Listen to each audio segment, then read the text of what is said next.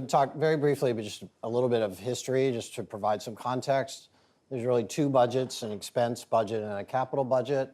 I'll talk about both of those, and then a little bit about sort of how the process unfolds, who has what powers in this budget process, and then a couple of final points about sort of to put it in a little bit of context that where people are thinking about now in terms of federal budget cuts and the state budget and the like.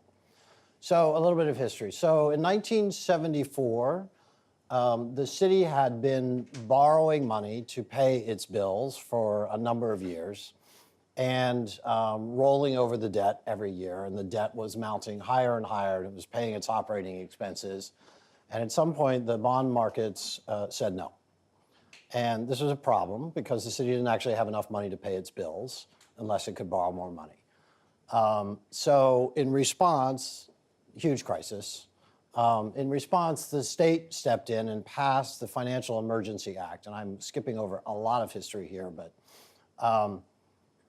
the Financial Emergency Act created the Financial Control Board, which exercised sort of a veto power over the city budget and the right to take over the city budget and finances for a number of years.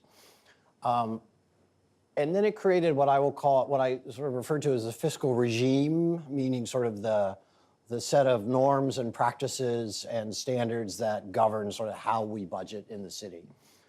One of those is the requirement to balance the budget throughout the year on the basis of generally accepted accounting principles. And that is, I'll explain a little bit about what that means, but that is the strictest standard in the country for budget balance that exists. So we have a very strict standard. And then it also created this 4-year rolling financial plan that's supposed to sort of provide a horizon, a longer time horizon, because we were so caught up in our short-term horizon that led to the fiscal crisis, which is updated every quarter. So it's sort of this continually rolling financial plan. In 1981, under Mayor Koch, the city actually got its budget balanced for the first time since the crisis on this very strict basis. This whole regime, the set of practices and the laws and the requirements that were set in the law survived a very substantial charter revision city charter revision in 1989, when the city's Board of Estimate, which had been the entity that had the final say in the budget and consisted of the mayor, the comptroller, the council president, and the 5 borough presidents, was ruled unconstitutional because the borough president of Staten Island had the same weight as the borough president of Queens in the voting. So charter was rewritten, passed in a referendum, and the budgeting power was passed to the city council. And that was a huge shift in terms of responsibilities and process, but the sort of all of these standards by which we had started really responding and put in place after the financial crisis sort of endured through that. 20 years later, the control period, the ability of the Financial Control Board to impose itself on the city's finances sunset finally, and those some of those same provisions were incorporated into the city charter.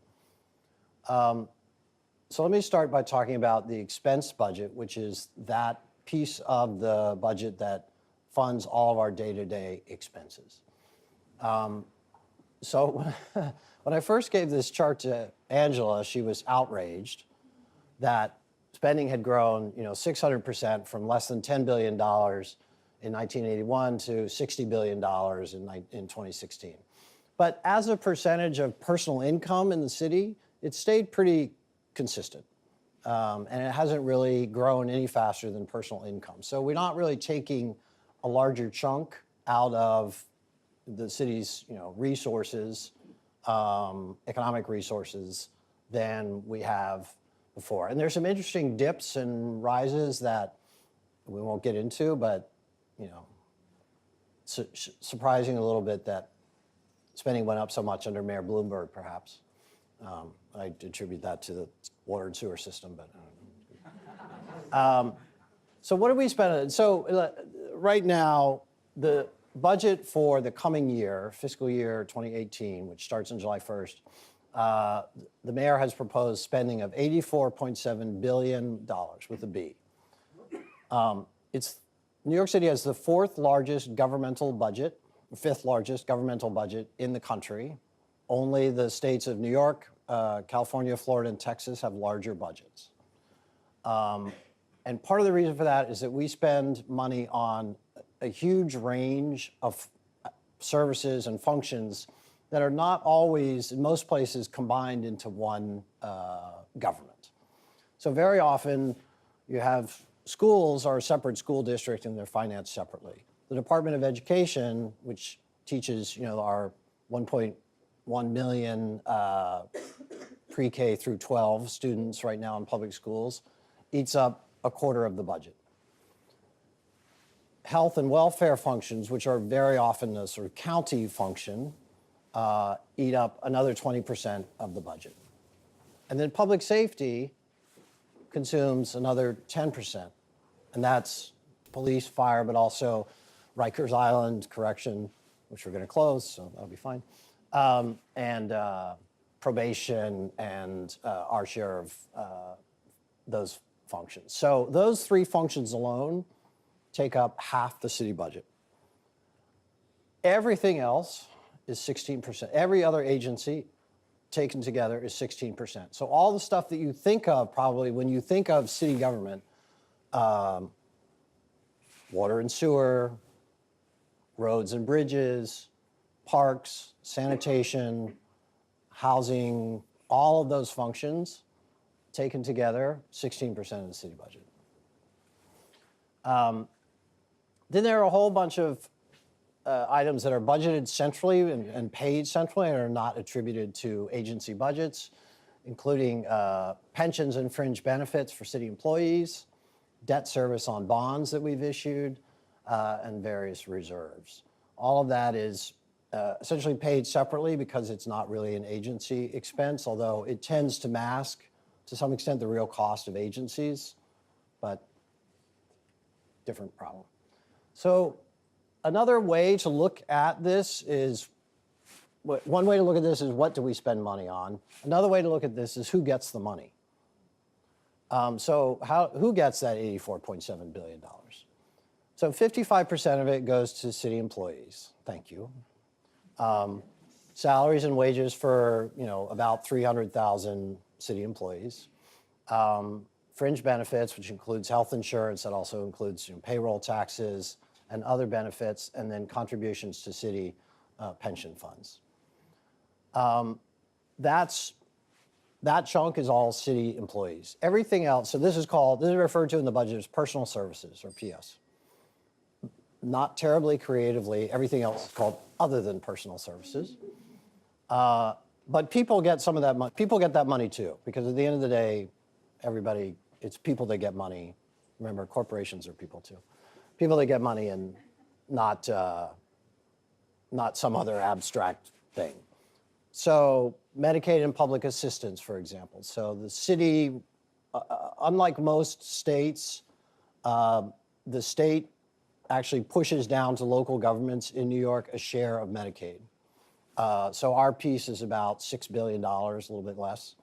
Public assistance spending is also another function that's split between the federal and state and local governments. About 380,000 people in the city receive public assistance. Debt service, again, which goes to bondholders, people who buy the debt, which is mostly institutional buyers. New York City debt, as we'll see, is very attractive, actually.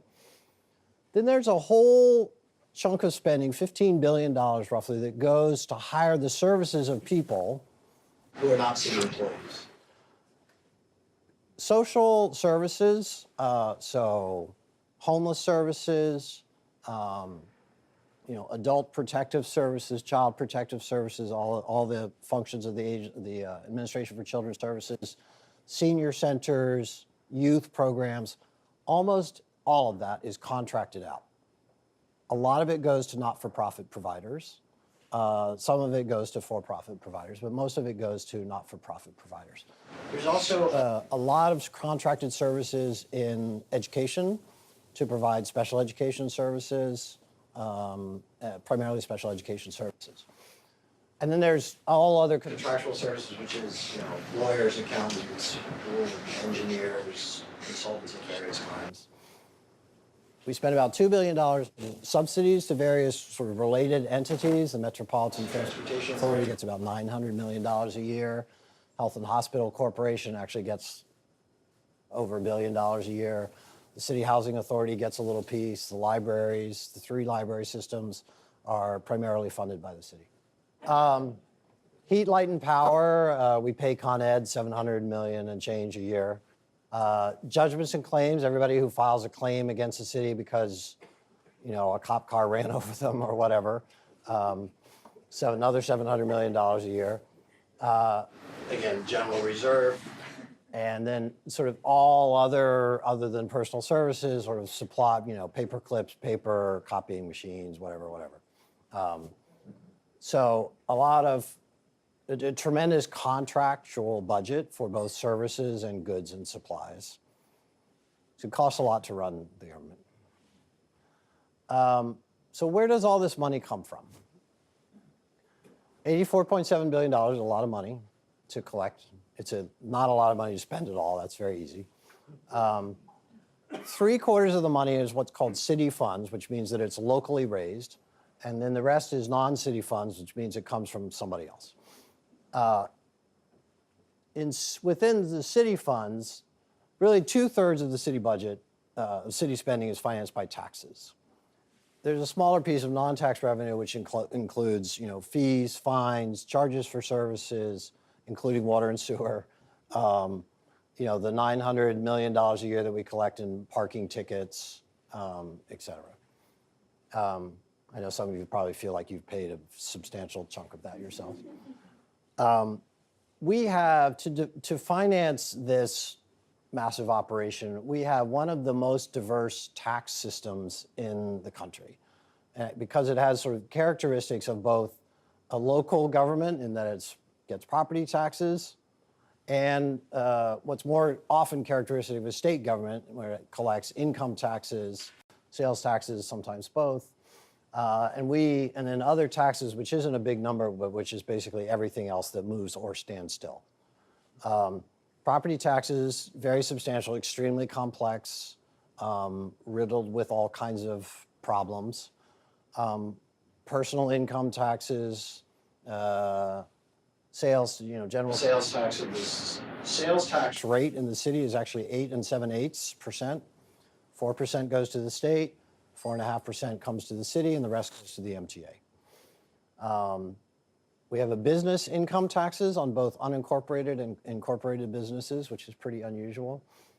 Property transaction taxes, so whenever a property changes hands, there's a transfer tax, and if there's a mortgage involved, there's a mortgage recording tax.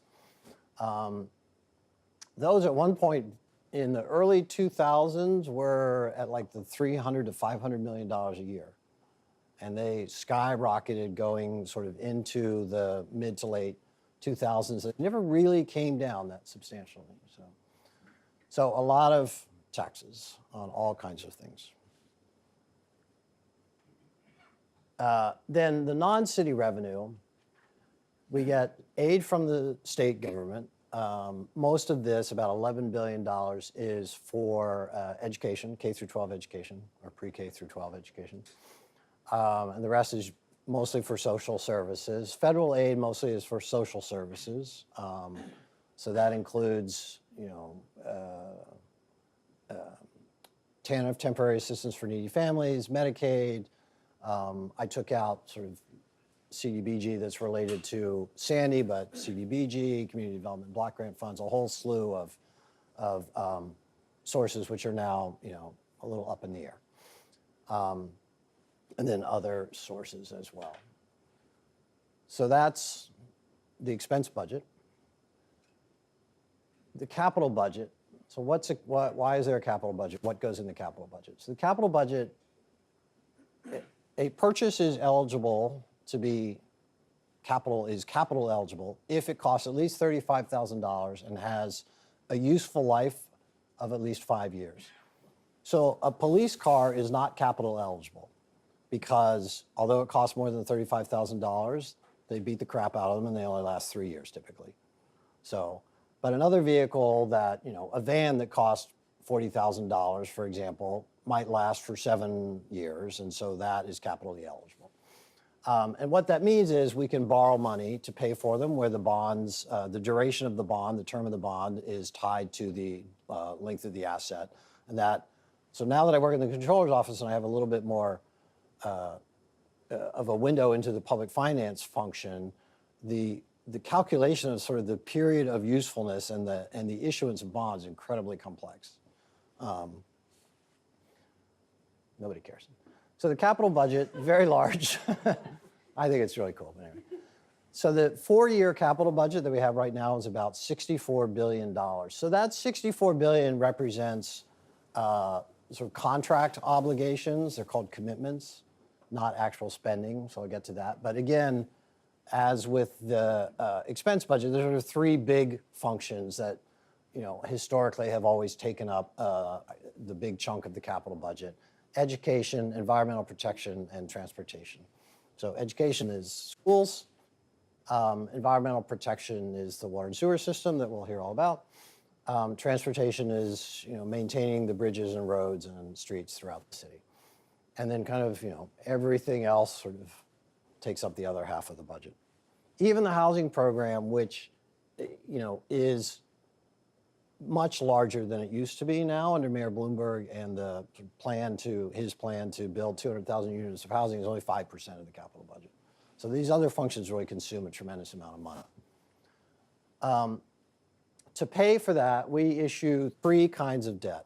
So these first 2 kinds of debt are really what I would call general obligation, although one is called general obligation and the other is called transitional finance authority. They're each backed by a particular set of taxes. In the case of GO, it's nominally the property tax, but it's also any other taxes that we collect. Personal income taxes are collected by the state. So the state takes what it needs to pay the bonds, the debt service on transitional finance authority bonds, and then remits the rest to us when it remembers. And then the water and sewer system is financed separately through the Municipal Water Finance Authority and is paid for out of water and sewer charges that consumers pay. All of our bonds are, very highly rated. They're not, for government bonds, they're very highly rated. And we have a really very sophisticated, we issue a lot of debt. We have a very sophisticated public finance function, which is jointly managed by the Comptroller and the Mayor's office. So all of that spending adds up after a while. This year, we project that there will be, between those 3 sources and various other cats and dogs, $103 billion in debt outstanding. I saw some eyebrows go up. It's equivalent to about 12.5% of personal income in the city. So the repayments on this debt are, $6.5 billion this year, $6.7 billion, rising, projected to rise at 7%, basically, and to take up sort of 11, going up to 13% of all of our tax revenues, which is kind of a standard measure of the burden. We generally, most people generally consider 15% to be sort of, where the red light starts flashing. We're not anywhere close to that, and I think we generally are very careful about maintaining a sustainable level of spending, capital spending, so that we don't raise this unduly. And the way that this slopes up is probably actually slightly an artifact of the way we budget for it, and won't really quite work out like that. But if you remember, the budget consumes about 10% or 11% altogether of city personal income. Of that, the debt service is about 1 and change percent. So, these numbers sound large. To me, they are sort of in the manageable range, and we keep a very close eye on this. So, in addition to all the other oddities of our budgeting process, we have kind of this strange 2-step budget process. The mayor starts by issuing a preliminary budget in January, which is followed by a set of council hearings and a whole other process that's really, the preliminary budget is intended in the city charter to elicit feedback and input from the community via the community boards, the borough presidents, and the city council.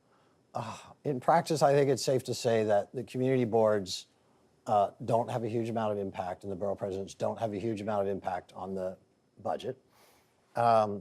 The council has more of an impact. And the council just recently issued sort of its response, which is to the mayor's preliminary budget, which is sort of all of its commentary about what it wants to see in the budget, opportunities for other savings or repurposing of savings, what other spending priorities it thinks should be in the budget. So that's followed by the executive budget. The executive budget is characterized by the fact that it could be adopted as is and be the budget of the city of New York. Then there's another round of council hearings, however, and negotiations, which are sort of highlighted because they're not an official part of the process. The budget is supposed to be adopted by June 5th in time for the fiscal year that starts July 1st. We've never had a budget that was late. Hovering over the first part of this process is the state budget, which is portrayed as a little black cloud because every state budget director basically views New York City as a cash cow. Cost shifts that were from the state to the city that applied uniquely to New York City and not to any other local government in this most recent budget, some of which are apparently still in there. They're apparently going to pass some bills tonight.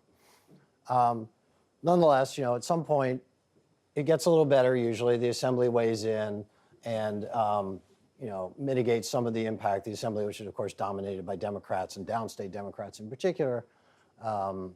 And so, by the time we get to the beginning of April and the mayor's preparing the executive budget, you more or less know what the state budget will look like.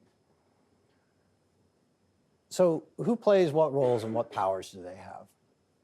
So the mayor under the city charter proposes the budget. His job is to take all of the agency's estimates,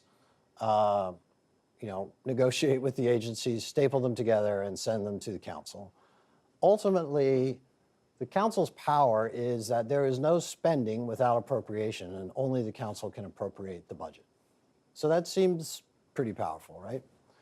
Nonetheless, there's always a negotiation. And part of the reason why there's a negotiation and the council is in a weaker position than it might appear on paper is because the mayor has some powers that kind of bypass the council and give him a serious, forgive the term, trump card in this process.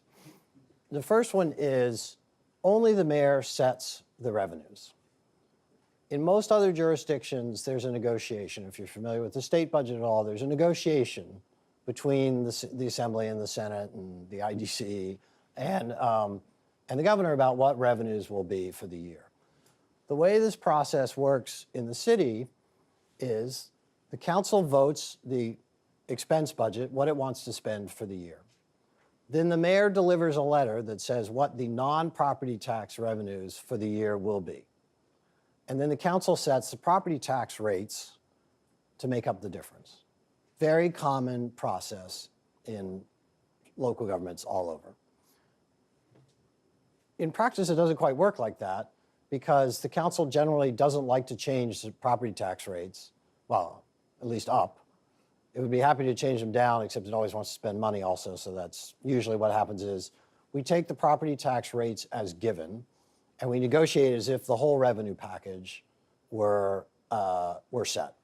So we're basically negotiating within the confines of revenues that are set, the non-property tax revenues and the property tax.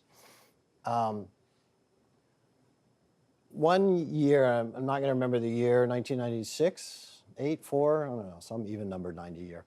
The council decided that it didn't like the budget that Mayor Giuliani had proposed and was going to pass its own budget because after all, they appropriate.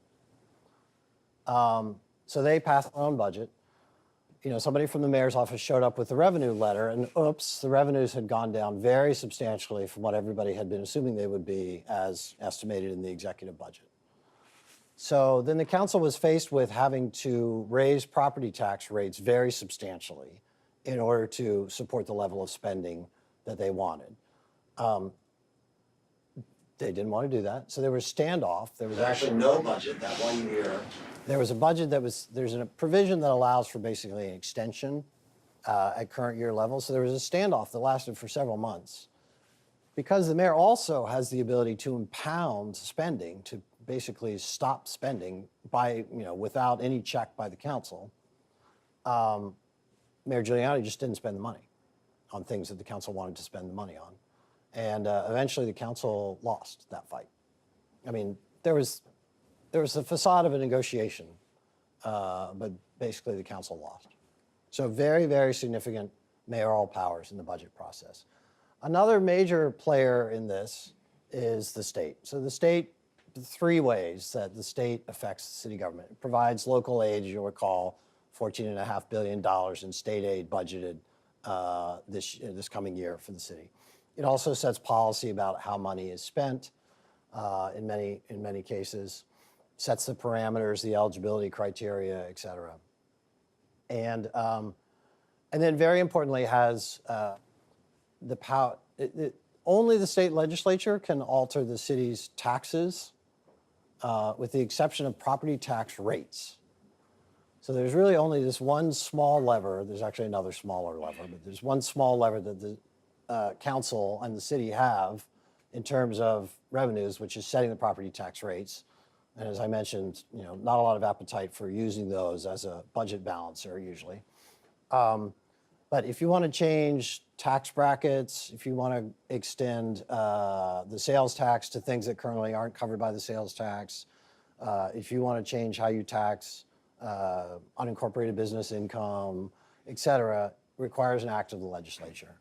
So that is a very significant constraint on home rule that every mayor decries and every governor enjoys. And so that's it really requires the mayor and the council to be together on a policy proposal in order to get the legislature to act. The federal government is sort of a looming black cloud with lightning bolts right now. Not a huge share of the city's budget, $7 billion, roughly, 8 or 9%, but very significant for certain programs. And so the budget that President Trump put forward, which was not really a budget, in the middle of March, didn't talk about a lot of specifics, but in a few cases proposed just outright elimination of a number of programs. The outright elimination of those programs would cost the city $440 million in federal aid. That's a lot, and in the context of $84.7 billion, it doesn't sound like a lot, but 95% of that budget is kind of fixed. You're not going to lay off cops probably in order to make up that $440 million. So at the margin, which is where budgeting happens, that's a lot of money. And that, there's another $4 billion plus of federal aid that the budget is just essentially silent on at this point, the federal budget. Then there are a bunch of fiscal monitors who, this is kind of a legacy of the Financial Control Act. There's a Financial Control Board still exists and has a staff, doesn't have a whole lot of power, but has oversight. State Controller and the City Controller both also have roles in the sort of oversight of the city budget. And there's also the Independent Budget Office, which is the only entity that's actually required to produce another revenue estimate, even though it has no official standing. So that's kind of the players, and that's a really messy chart now. But, so just one last note on sort of managing the budget.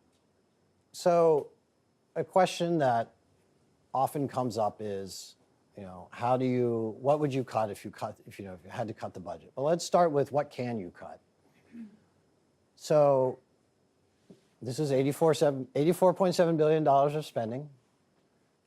You can't cut pensions because those are protected by the state constitution, so you can't cut benefits. You can't really cut fringe benefits without negotiating that with the unions, and that's never exactly a short, easy process. You can't cut Medicaid and public assistance because those are entitlements. You can't cut debt service because your bondholders would really be pissed off and you wouldn't be able to borrow ever again. There's a few other cats and dogs that are required. Then there's all the non-city money that you get, the state and federal aid and other that are tied, they're categorical. They're called categorical. They're tied to a specific purpose, and so you can't use them to balance the budget. So you're basically left with 30% of the budget that you can actually touch in terms of cutting. And if you remember how much of that goes to things like education, social services, and public safety, all areas where there's a great reluctance to cut. So that takes even more of this off of the table. In the Bloomberg administration, the practice was to, and not just the Bloomberg administration, but for basically forever, since 1981, the practice was when there was a need to cut the budget, OMB would send, the Office of Management Budget, send letters to the agencies and say, your target is 2% of your city funds budget. And by the way, in case you can't do math, here's the number. Write it out for you. And agencies would have to cough up savings proposals equal to that amount, and they go back and forth with OMB. And more often than not, they were forced to take those. In the aftermath of the Great Recession, that got to be a very problematic exercise because there were some agencies where they had, squirreled away money, where they had not really taken a good scrub of their operations and for a long time, where they'd sort of run two programs that were more or less doing the same thing, where they hadn't really bothered to go and claim federal and state revenue that they could have claimed to cover expenses. So, and then there were other agencies where there really was not that kind of slack. And so it really, after a while, there were agencies that were really cut to the bone and other agencies where we didn't see really very significant service impacts.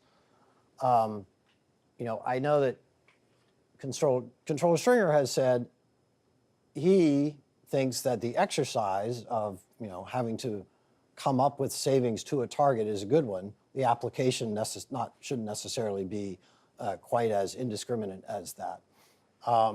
So, we have gone through a couple of rounds so far of cuts in the budget under Mayor de Blasio, and he's said he's going to produce more. But, it's off a much narrower base and there are a lot of parts of that base that are essentially protected and kind of off the table too. So it's never a fun exercise. And with that, that's it.